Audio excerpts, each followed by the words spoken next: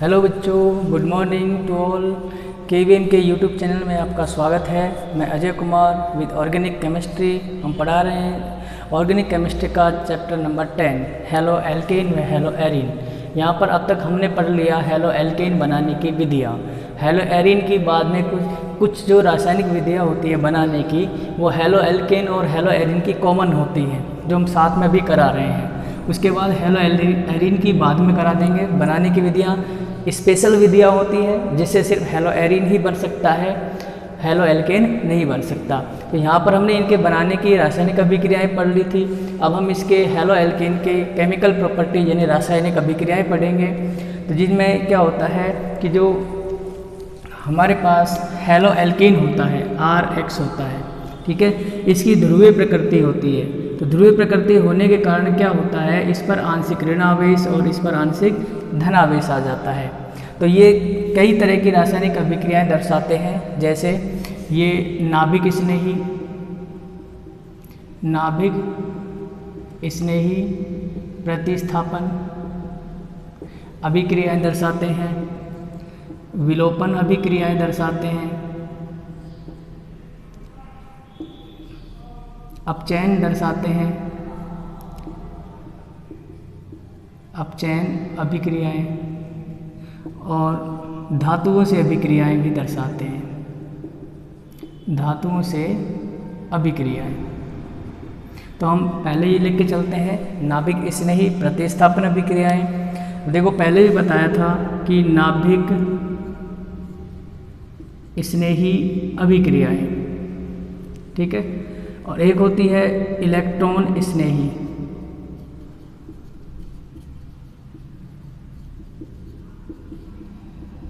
अभिक्रियाएं, ठीक है, यानी इलेक्ट्रॉन स्नेही, इलेक्ट्रॉन रागी भी बोलते हैं इसको, न्यूक्लियोफिलिक बोलते हैं। नाभिक स्नेही जो नाभिक से स्नेह करता है, जो इलेक्ट्रॉन से स्नेह करता है उसको इलेक्ट्रॉन स्नेही कहते हैं। तो नाभिक स्नेही अभिक्रियाएं दो तरह से संपन्न होती हैं। एक तो होती है नाभिक स्नेही प्रतिस्थापन अभिक्रियाएं, ठीक है, न्यूक्लियोफिलिक सब्स्टिट्यूशन रिएक्शन। और एक होती है नाभिक स्नेही योगात्मक अभिक्रियाएं, ठीक है। तो ये तो हो गई नाभिक स्नेही की दो प्रकार। क्लियर है यहाँ तक? ऐसे ही इसमें भी दो प्रकार होते हैं, इलेक्ट्रॉन स्नेही प्रतिस्थापन और इलेक्ट्रॉन स्नेही योगात्मक अभिक्रियाएं, ठीक है। तो ये चार तरह से अभिक्रियाएं हो गई। अब इनका मतलब क्या होता है कि वे रासायनिक अभिक्रियाएं जिनमें नाभिक स्नेही जुड़ता है, ठीक है, तो जुड़ेगा तो प्रतिस्थापन पीछे आ गया। तो जब नाभिक स्नेही अटैक करता है तो किसी को हटाकर करता है, यानी वहाँ से उसको हटा देगा और उसकी जगह खुद जाकर जुड़ जाएगा। तो इसे कहते हैं प्रतिस्थापन, यानी नाभिक स्नेही द्वारा प्रतिस्थापन किया जाता है और फिर नाभिक स्नेही उसकी जगह पर जुड़ता है। इसमें क्या होता है, नाभिक स्नेही योगात्मक, इसका मतलब होता है कि नाभिक स्नेही रासायनिक अभिक्रिया में जुड़ेगा लेकिन किसी को हटाकर नहीं जुड़ेगा, वो बिना किसी को प्रतिस्थापित किए ही जुड़ जाता है। ऐसे ही इसमें होता है इलेक्ट्रॉन स्नेही किसी को हटाकर जुड़ता है और इलेक्ट्रॉन स्नेही बिना हटाए ही किसी के पास जाकर जुड़ जाता है। तो उसे इलेक्ट्रॉन स्नेही योगात्मक और इलेक्ट्रॉन स्नेही प्रतिस्थापन अभिक्रियाओं में विभाजित करते हैं। तो हम एल्किल हैलाइड की बात कर रहे हैं, तो एल्किल हैलाइड में हम कौन सी अभिक्रियाएं पढ़ेंगे? ये वाली अभिक्रियाएं पढ़ेंगे इसमें, ठीक है, नाभिक स्नेही प्रतिस्थापन अभिक्रियाएं। तो होती क्या है कि जैसे मान लो कोई रासायनिक, ये एल्किल हैलाइड है, इसकी अभिक्रिया यहाँ पर कराते हैं नाभिक स्नेही से। नाभिक स्नेही का मतलब होता है जिस पर माइनस आवेश हो, ठीक है। तो ये कहाँ पर जाकर जुड़ेगा? अब इसमें क्या होगा, विषमांश विखंडन होगा, X माइनस का हो जाएगा, ये प्लस का हो जाएगा और उत्पाद क्या बनेगा, RNU प्लस में X बाहर निकल गया, ठीक है, ये हमारा उत्पाद बन गया।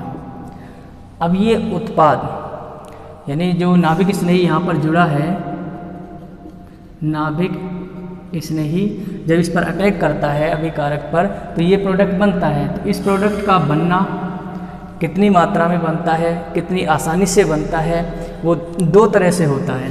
तो ये अभिक्रिया किस तरह से होगी, SN1 विधि से और SN2 विधि से। क्लियर है। तो हम यहाँ पर पढ़ेंगे नाभिक स्नेही प्रतिस्थापन अभिक्रियाएं, SN1 और SN2 अभिक्रियाएं। तो इस तरह से हम इनकी न्यूक्लियोफिलिक सब्स्टिट्यूशन रिएक्शन को पढ़ेंगे।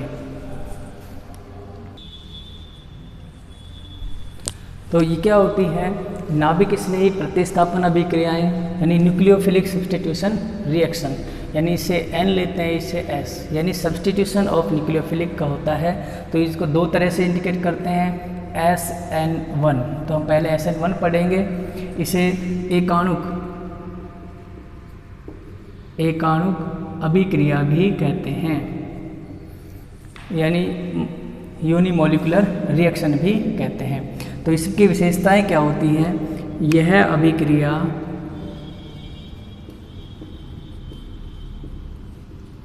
दो पदों में संपन्न होती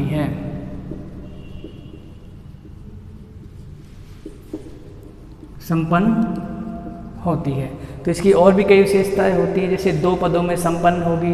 पहले पद में कार्बधनायन का निर्माण होगा, दूसरे पद में नाभिक स्नेही का अटैक होता है। तो इस तरह से इसकी जो विशेषताएं होती हैं वो निम्न होती हैं। तो ये है इसकी विशेषताएं SN1 अभिक्रिया की, एकाणुक अभिक्रिया की। यह अभिक्रिया दो पदों में संपन्न होती है। इस प्रथम पद में विषमांश विखंडन द्वारा कार्बधनायन का निर्माण होता है, कार्बोकैटायन का निर्माण होता है। यह पद धीमी गति से होता है, इसलिए इसे वेग निर्धारक पद भी कहते हैं। तो इस पद में जो बना कार्बधनायन है, सेकंड स्टेप में नाभिक स्नेही तेजी से इस पर अटैक करता है कार्बधनायन पर और उत्पाद में बदल जाता है। तो इस तरह से ये अभिक्रिया संपन्न होती है। किस तरह से, जैसे मान लो कोई एल्किल हैलाइड है, यहाँ पर CH2, इसको ही ले लेते हैं Cl, ठीक है। इसके पर कोई नाभिक स्नेही इसकी अभिक्रिया करा रहे हैं हम जल से। तो जल में क्या होता है, H+ और OH-। तो ये हमारा क्या हो गया, नाभिक स्नेही हो गया, ठीक है। तो ये अटैक करेगा। तो इसमें देखो ये क्या होता है, इलेक्ट्रॉन स्नेही। ये H जो होता है इलेक्ट्रॉन स्नेही होता है। किसी भी रासायनिक अभिक्रिया में दोनों ही बनते हैं, लेकिन जो पहले जुड़ता है, जैसे मान लो इलेक्ट्रॉन स्नेही पहले पद में जुड़ेगा तो वो अभिक्रिया कहलाएगी इलेक्ट्रॉन स्नेही अभिक्रिया, ठीक है। और नाभिक स्नेही पहले इसमें क्या होता है कि जब जुड़ता है, इससे पहले ये जुड़ जाता है तो इसे कहते हैं नाभिक स्नेही प्रतिस्थापन या नाभिक स्नेही अभिक्रिया कहते हैं। तो पहला पद क्या होता है, ये स्लो पद होता है। इस पद में फर्स्ट स्टेप में विषमांश विखंडन होगा और क्या बनेंगे, कार्बधनायन। ये कार्बन पर प्लस आवेश आ गया, क्या बाहर निकल गया, क्लोराइड आयन बाहर निकल गया। ये हमारा फर्स्ट स्टेप है। तो धीमा पद है। तो सेकंड स्टेप में क्या होता है कि फर्स्ट स्टेप में बना कार्बधनायन, इस पर नाभिक स्नेही कौन है, OH-। ये तेज़ी से अटैक करता है इस पर और किस में बदल जाता है, उत्पाद में बदल जाता है, अल्कोहल बना लेता है, यानी प्रोडक्ट बना लेगा। ये फास्ट प्रक्रम होता है। क्लियर है। तो ये नाभिक स्नेही अटैक करता है सेकंड स्टेप में। तो अभिक्रिया कंप्लीट हो जाती है। बचे कौन होते हैं, H बचा हुआ है इलेक्ट्रॉन स्नेही, और इसमें ये क्या निकला था, Cl। ये लास्ट में आकर क्या करते हैं, आपस में जुड़कर क्या बना लेते हैं, सह उत्पाद बना देते हैं, बाई प्रोडक्ट बना देते हैं।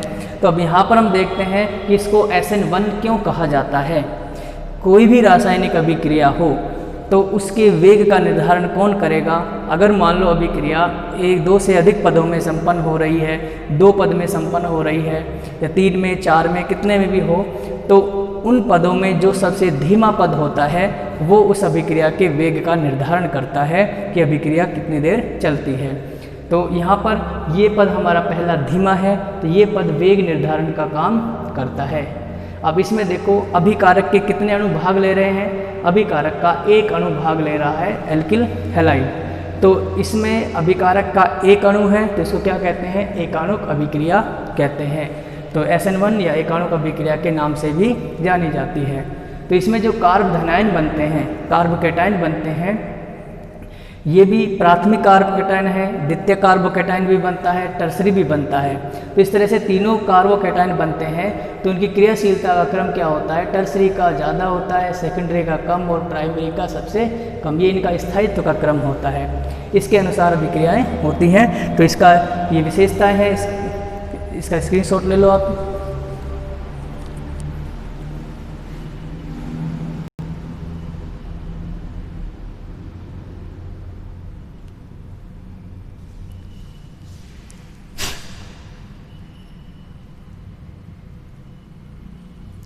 तो हम बता रहे थे इसमें ये इसकी विशेषताएं हैं। विशेषताओं में क्या होता है कि प्रथम पद में कार्बोधनायन बन गया, सेकंड स्टेप में ये कार्बोधनायन पर नाभिक स्नेही अटैक करता है। तो हम इसको इस तरह से भी लिख सकते हैं,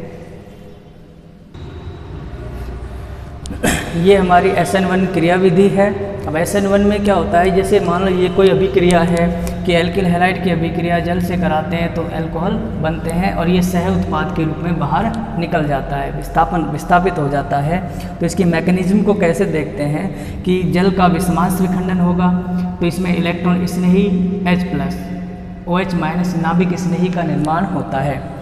इस अभिक्रिया में नाभिक स्नेही पहले अटैक करता है और ये लास्ट में आकर जुड़ता है, इसलिए इसको नाभिक स्नेही प्रतिस्थापन कहते हैं। प्रतिस्थापन का मतलब होता है कि जब ये OH जुड़ने के लिए आता है तो उससे पहले Cl यानी वहाँ से हट जाता है क्लोरीन, उसकी जगह पर OH आकर जुड़ जाएगा, तो इसलिए प्रतिस्थापन कहते हैं।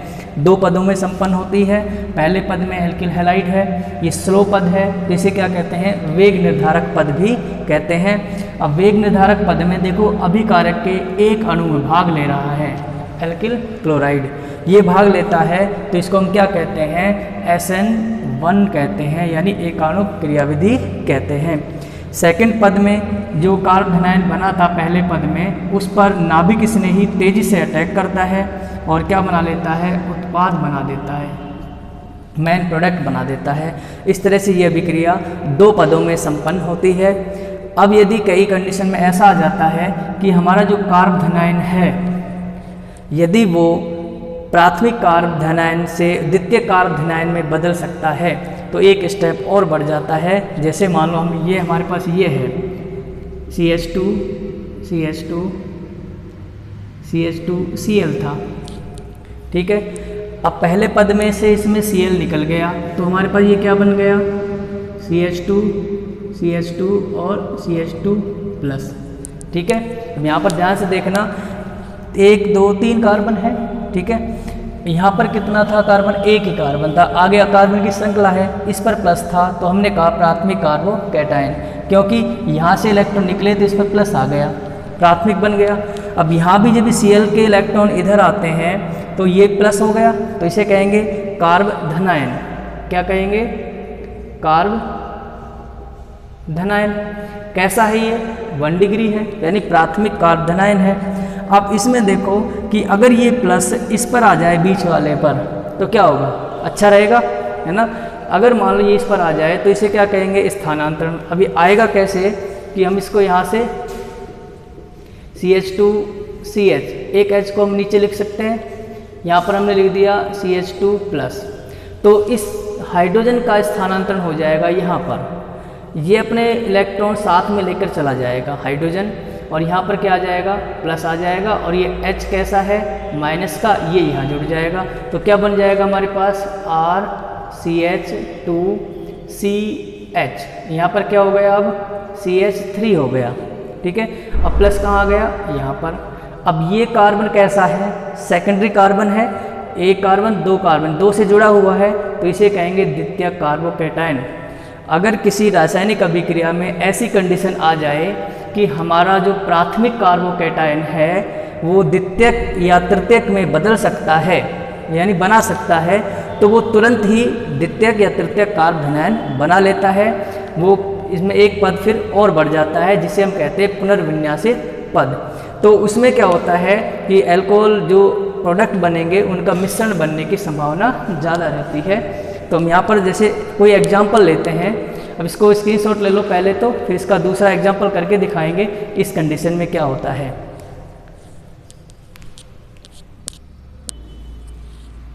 अब देखिए जैसे ये अभिक्रिया है, इसमें हम प्राथमिक एल्किल हैलाइड लेते हैं। कैसा है? प्राथमिक कार्बन से हैलोजन जुड़ा हुआ है, तो प्राथमिक एल्किल हैलाइड है ये। प्राथमिक एल्किल हैलाइड में क्लोराइड लिया है हमने। जल से अभिक्रिया कराते हैं तो क्या होता है कि अल्कोहल का मिश्रण बनता है। अल्कोहल का मिश्रण बनता है। कौन सा अल्कोहल है? प्राथमिक अल्कोहल और टर्सरी अल्कोहल, तृतीयक अल्कोहल बनता है। तृतीयक अल्कोहल अधिक मात्रा में बनता है, प्राथमिक अल्कोहल कम मात्रा में बनता है। तो कैसे बनता है? अब यहाँ पर देखो कि इसमें तो ये OH यहाँ पर इस कार्बन से जुड़ा हुआ है, तो ये कार्बन किससे जुड़ा हुआ है? एक कार्बन से, ठीक है। तो ये तो हमारा कार्बन कैसा हो गया? प्राथमिक कार्बन, ठीक है। अब प्राथमिक कार्बन से OH जुड़ेगा तो उसे क्या कहेंगे? प्राथमिक अल्कोहल। इसमें आ जाओ, इसमें ये OH किससे जुड़ा हुआ है? इस कार्बन से। तो ये जो कार्बन है ये कैसा कार्बन है हमारा? 1, 2, 3 कार्बन से जुड़ा हुआ है, तो इसे क्या कहते हैं? तृतीयक कार्बन, ठीक है। तो तृतीयक कार्बन से जुड़ेगा OH तो इसे कहेंगे तृतीयक अल्कोहल। तो अब ये मिश्रण ये अधिक क्यों बनता है? अब हमें पता है कि पहले भी जो सीक्वेंस पढ़ा था हमने कि तृतीयक कार्ब धनायन ज़्यादा क्रियाशील होता है, द्वितीयक उससे कम और प्राथमिक उससे भी कम। अगर किसी अभिक्रिया में ये बन रहा है पहले पद में और इसके बनने की संभावना हो या इसके बनने की संभावना हो तो तुरंत पुनर्विन्यास होता है और ये वाले बड़े कार्ब धनायन बन जाते हैं। तो इसकी अब अभिक्रिया की क्रियाविधि हम पढ़ते हैं, तो कैसे पढ़ेंगे? देखो उसी तरह से करते हैं। हमारा जो पहले तो क्या करते हैं? नाभिक स्नेही का निर्माण करते हैं। ये विषमांश विखंडन हुआ, H+ और OH- बन गया, नाभिक स्नेही बन गया हमारा, ठीक है। पहले पद में, फर्स्ट पद में क्या होता है? कार्ब धनायन का निर्माण होता है। ये प्राथमिक एल्किल हैलाइड है भाई, द्वितीयक मत समझना, ठीक है। अब इसमें विषमांश विखंडन होगा, क्लोरीन बाहर निकलेगा, स्लो प्रोसेस होता है ये। तो क्या बन गया हमारे पास? CH3 CH CH2, इस पर प्लस आ गया भाई, इस कार्बन पर प्लस आ गया और Cl बाहर निकल गया, ठीक है। अब देखो ये कैसा कार्ब धनायन है? प्राथमिक प्रकार का। हमारा पहला पद कंप्लीट हो गया है। अब क्या होता है कि बेचैनी हो जाती है कि ये इस पर प्लस आ रहा है, ये प्लस अगर यहाँ पर आ जाए तो अच्छा प्रोडक्ट बनेगा। तो ये क्या करता है? यहाँ से इधर आने की कोशिश करता है। तो जब ये प्लस इधर शिफ्ट होगा तो यहाँ पर शिफ्ट होने के लिए ये H यहाँ से निकलकर इसके पास आ जाएगा, ठीक है। तो यहाँ CH2 की बजाय क्या हो जाएगा? CH3। तो इस पद को कहते हैं रीअरेंजमेंट पद या पुनर्विन्यासित पद या हाइड्रोजन स्थानांतरण पद कहते हैं। तो ये अतिरिक्त पद होता है इसमें एक यहाँ पर। तो ये किस में होगा? तेजी से प्राथमिक कार्बोकैटायन टर्सरी में बदल जाएगा। तो इसको हम ऐसे लिख सकते हैं CH3 CH और CH3। अब यहाँ पर ये है हमारा H को ऐसे लिख सकते हैं ऊपर, फिर लिखा गया है CH2+। अब ये क्या होता है? इसमें हाइड्रोजन शिफ्टिंग होती है, हाइड्रोजन स्थानांतरण, हाइड्रोजन शिफ्टिंग होती है या रीअरेंजमेंट होता है। तो ये अपने इलेक्ट्रॉन लेकर बाहर निकल जाएगा, H बाहर निकल गया। तो यह कार्बन पर कैसा आवेश हो गया? प्लस का। ये H कैसा हो गया? माइनस का। माइनस का H यहाँ पर आकर जुड़ जाएगा और क्या बनेगा? CH3 C, नीचे CH3 आ गया और यहाँ पर भी क्या हो गया? CH3। पहले CH2 था यहाँ पर, ये प्लस यहाँ पर आ गया। तो अब इसको क्या कहेंगे? टर्सरी कार्ब धनायन, कार्ब धनायन। प्राइमरी से टर्सरी में बदल गया तो अच्छे उत्पाद बनेंगे। अब देखो हमारे पास 2 कार्ब धनायन हो गए, ठीक है। अगर मान लो ये नाभिक स्नेही जो अगला पद होगा, ये तो पुनर्विन्यासित पद है, हम इसको इसमें शामिल भी कर सकते हैं, अलग से भी लिख सकते हैं। तो हमारा नेक्स्ट जो स्टेप होगा इसमें वो फास्ट, तेजी से ये नाभिक स्नेही आएगा, इस पर भी टकराएगा और इस पर भी टकराएगा टर्सरी पर। यदि इस पर टकराता है तो क्या बनता है? प्राथमिक अल्कोहल। और यदि ये OH इस पर टकराता है तो क्या बनता है? Tertiary alcohol. तो तृतीयक अल्कोहल ज़्यादा मात्रा में बनेगा और सेकेंडरी अल्कोहल कम मात्रा में बनेगा। तो मैं इसको इस तरह से एक आरेख के रूप में बना देता हूँ। और प्रथम पद में जो बने कार्ब धनायन होते हैं उनका स्थायित्व का क्रम क्या हो जाता है, जैसे हम उसको क्या लिखते हैं, फर्स्ट स्टेप में बने कार्ब धनायन के स्थायित्व का क्रम, यदि हैलोजन समान जुड़ा हुआ है, क्योंकि हैलोजन भी प्रभावित करता है, तो कार्ब धनायन के स्थायित्व का क्रम क्या होगा, जैसे मान लो CH2 CH3 प्लस प्राथमिक कार्ब धनायन है, CH3 CH2 ये भी प्राथमिक कार्ब धनायन है, CH3 CH और CH3 ये सेकेंडरी कार्ब धनायन है, और ये है टर्सरी कार्ब धनायन। तो ये दोनों तो क्या होंगे, प्राथमिक, ये होगा द्वितीयक और ये होगा तृतीयक। ये टर्सरी कार्ब धनायनों के स्थायित्व का क्रम होता है यदि यहाँ पर हैलोजन समान रूप से जुड़ा हो, जैसे मान लो Cl इसमें, Cl इसमें, क्लोरीन इसमें, क्लोरीन इसमें। अगर मान लो ये हैलोजन बदल जाए तो ये क्रम भी बदल जाता है। तो सामान्यतः ये क्रम होता है, ध्यान रखना इसको, इस क्रम को। ये कार्ब धनायन के स्थायित्व का क्रम है। जब हम SN2 पढ़ेंगे तो ये क्रम बदल जाएगा, विपरीत हो जाएगा। ये किसके लिए होता है, SN1 के लिए होता है। इसका स्क्रीनशॉट ले लो आप। इसके बाद हम पढ़ाएंगे SN2 क्रियाविधि।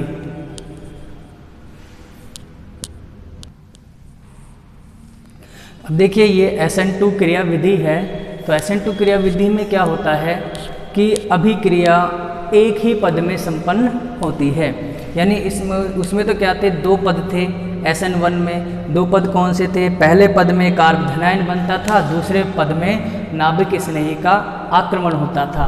लेकिन इसमें क्या होता है कि नाभिक स्नेही का जुड़ना व कार्ब धनायन का बनना, दोनों वो उसका हैलोजन का निकलना एक साथ होते हैं। जब ये दोनों विक्रिया यानी बंध का बनना और बंध का टूटना दोनों एक साथ होते हैं तो इसमें क्या बनता है, वो एक ही पद में अभिक्रिया हो जाती है, तो एक संक्रमण अवस्था बनती है। तो इसकी विशेषताएं क्या होती हैं, यह अभिक्रिया एक ही पद में संपन्न होती है। नेक्स्ट है, इस अभिक्रिया में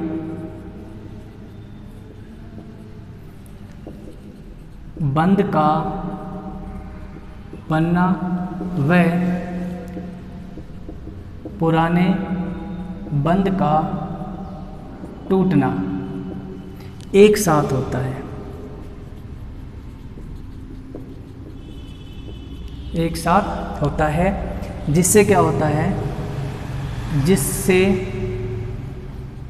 एक मध्यवर्ती या संक्रमण अवस्था बनती है। तो उस संक्रमण अवस्था किसमें तेजी से उत्पाद में बदल जाती है। जैसे हम इस अभिक्रिया को लिखें एग्जाम्पल लेकर, पहले इनका ये विशेषताएं लिख लो आप।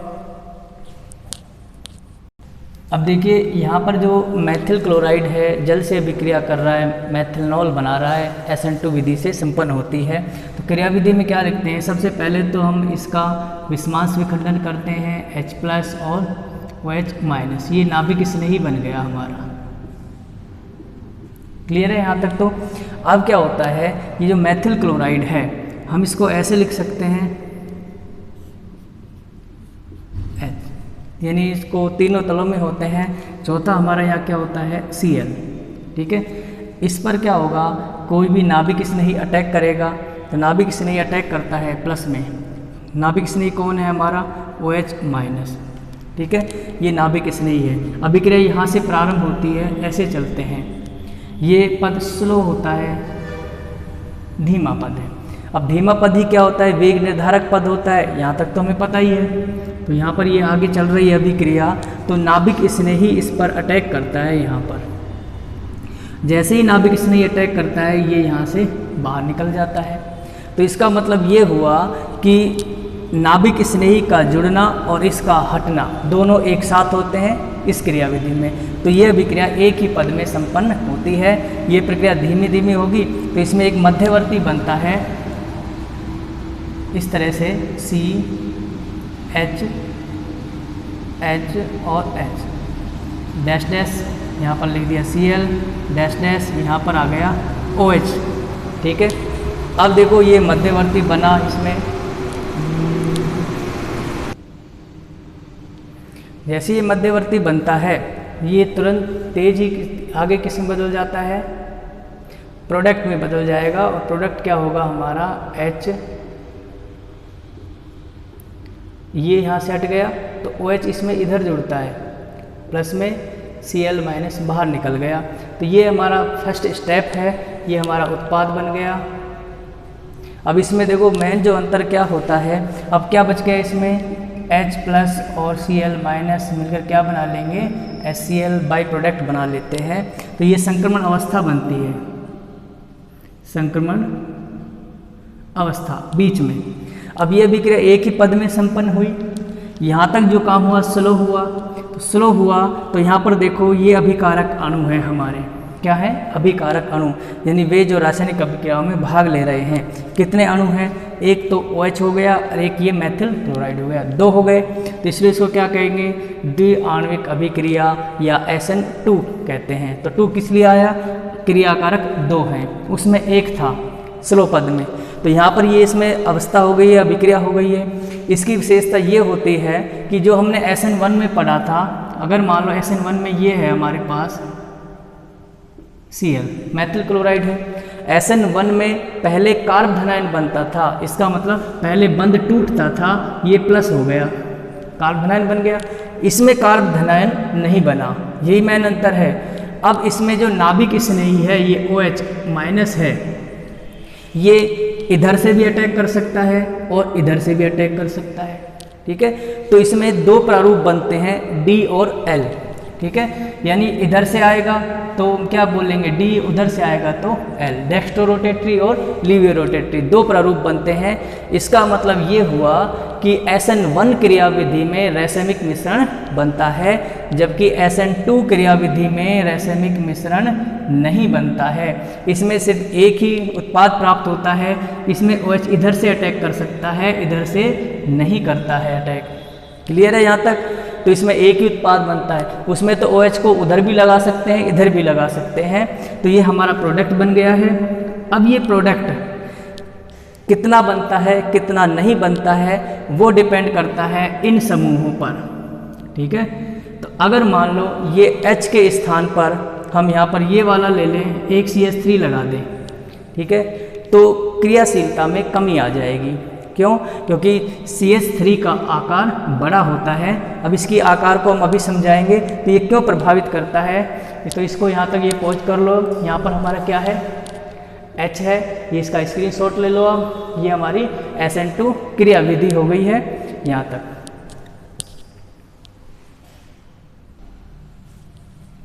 अब देखिए एल्किल हैलाइड पर नाभिक स्नेही का जो अटैक होता है वो इन समूहों के आकार पर डिपेंड करता है। हाइड्रोजन आकार जो होते हैं ये क्या होते हैं, इनकी क्रियाशीलता को प्रभावित करते हैं। अब जैसे हाइड्रोजन का आकार छोटा है, ये भी छोटा है, ये भी छोटा है, तो ये क्या हो गया, मैथिल हो गया, मैथिल हैलाइड। ठीक है, तो मैथिल हैलाइड की क्रियाशीलता ज़्यादा होती है। क्यों? क्योंकि इनके आकार छोटे होते हैं। अब जैसे जैसे ये आकार समूह बढ़ते जाते हैं तो यहाँ पर 1 हो गया, यहाँ पर 2 जुड़ गए, यहाँ पर 3 जुड़ गए, तो इनका आकार बड़ा होने के कारण नाभिक स्नेही को इन पर जुड़ने में कठिनाई होती है, यानी बाधा उत्पन्न करते हैं। तो इनके आकार के कारण जो प्रभाव उत्पन्न होता है उसे त्रिविम विन्यासी बाधा प्रभाव कहते हैं।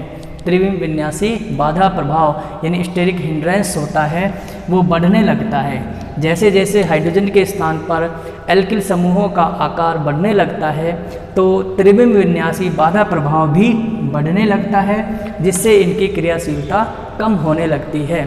तो हम ये कह सकते हैं ये मैथिल हैलाइड है, ये क्या होता है, एथिल हैलाइड। CH3 और CH2 हो गया, यानी इसको ऐसे भी लिख सकते हैं CH3 CH2X, ठीक है। ये CH3X है मैथिल हैलाइड, एथिल हैलाइड, और ये है हमारा CH3CH और CH3X। कौन सा हैलाइड है ये है आइसोप्रोपिल हैलाइड, यानी द्वितीयक हैलाइड भी बोलते हैं इसको। नाम क्या है इसका? आइसो समूह जुड़ा हुआ है, द्वितीयक कार्बन है, आइसोप्रोपिल हैलाइड, और इसमें 3 कार्बन जुड़े हुए हैं, तो इसको ऐसे लिख सकते हैं CH3, ऊपर भी क्या है CH3, नीचे भी क्या है CH3, टर्सरी कार्बन है। तृतीयक कार्बन में आगे क्या जुड़ा हुआ है? हैलोजन, तो इसको क्या बोलेंगे? तृतीयक ब्यूटिल हैलाइड, ठीक है। तो टर्सरी ब्यूटिल हैलाइड की क्रियाशीलता इनकी तुलना में कम होती है, घटती चली जाती है। यहाँ कार्बन कौन सा है? Tertiary carbon. यहाँ कार्बन कौन सा है? Secondary carbon. यहाँ कौन सा है? Primary carbon. यहाँ भी कौन सा है? Primary carbon. तो अब देखो इनकी क्रियाशीलता का क्रम क्या हो गया? प्राथमिक कार्बोकैटायन अधिक क्रियाशील है, उसके बाद कौन है? द्वितीयक कार्बोकैटायन, और सबसे कम क्रियाशील कौन सा है? तृतीयक कार्बोकैटायन। तो ये इनकी क्रियाशीलता का क्रम हो गया। किस में होता है ये क्रम? SN2 में होता है, जबकि SN1 में क्या होता है क्रम? SN1 में ये विपरीत होता है, टर्सरी कार्बोकैटायन, फिर इसके बाद होता है सेकेंडरी कार्बोकैटायन, और सबसे कम क्रियाशील होता है प्राथमिक कार्बोकैटायन। तो दोनों में अंतर है, विपरीत है दोनों एक दूसरे के। फिर से रिपीट करता हूँ कि जैसे जैसे हाइड्रोजन की जगह बड़े एल्किल समूह आ जाते हैं, अब यहाँ पर देखो हाइड्रोजन कम जगह घेर रहा है ना, यहाँ भी कम जगह है, यहाँ भी कम जगह है, तो नाभिक इसने ही तेजी से अटैक कर देता है, आसानी से अटैक करेगा, बैक साइड पीछे से आक्रमण करता है ना। तो इस क्रियाविधि में क्या होता है? इसे बैक साइड अटैक क्रियाविधि भी कहते हैं, यानी बैक साइड से जो अटैक नाभिक स्नेही का होगा पीछे से होगा, आगे से नहीं होगा, बैक साइड अटैक अभिक्रिया भी कहलाती है। तो जैसे ही यहाँ पर हमने CH3 लिख दिया, आप CH3 में देखो क्या होता है, ये कार्बन है, ये हाइड्रोजन है, हाइड्रोजन है, हाइड्रोजन, ये ज़्यादा जगह घेर रहा है, H थोड़ी जगह घेर रहा था। अब यहाँ पर एक CH3 और आ गया, इसका मतलब क्या हुआ कि कार्बन है, हाइड्रोजन और हाइड्रोजन ज़्यादा जगह घेरेगा, ये भी क्या है इस तरह से H और H, ये बड़ा ज़्यादा जगह घिर गई उनकी तुलना में। अब नाभिक स्नेही को यहाँ जुड़ने में कठिनाई होती है, ये इसको प्रतिकर्षित करते हैं। अब यहाँ पर तो 3-3 समूह जुड़े हुए हैं, यानी 3-3 बल्कि ग्रुप हैं, तो ज़्यादा बाधा उत्पन्न करते हैं। तो इनके द्वारा उत्पन्न बाधा को क्या कहते हैं? त्रिविम विन्यासी बाधा प्रभाव, जो इनकी क्रियाशीलता को कम कर देते हैं। जहाँ तक ये समझ में आ गया होगा, तो मैं इनको इस तरह से लिख देता हूँ, CH3, यहाँ भी क्या था हमारा CH3, और यहाँ भी ये CH3, यहाँ पर CH3 है ये, ठीक है। ये क्या करते हैं? त्रिविम विन्यासी बाधा प्रभाव उत्पन्न कर देते हैं, जिससे क्रियाशीलता में कमी आती है। इसका स्क्रीनशॉट ले लीजिए आप।